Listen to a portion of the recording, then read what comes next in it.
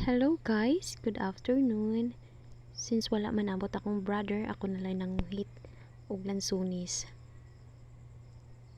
Pero dili gid madalas akong power, so nanawag ko sa akong papa og tabang para siya may masaka sa lansunis.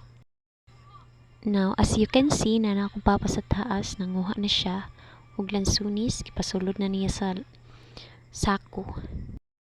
While waiting sa akong papa, so nami sa ubos, nagatang niya para mooy mo dawat sa iyang kinuha sa taas. Moday na akong sister guys, kauban ako.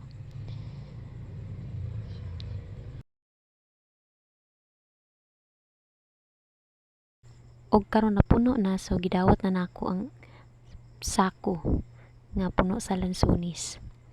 Bugat baya siya guys. Og amo nang gihuwad sa balde aron amo ang pilian. Og mo na siya guys, dagko kay siya og bunga. Tamis pud baya siya. Muna siya.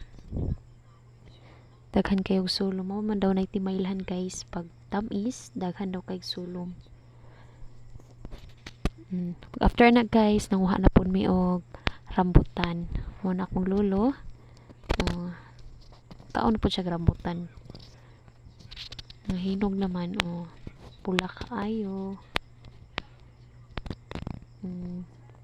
Guwapa ka siya nga pagkarambutan guys.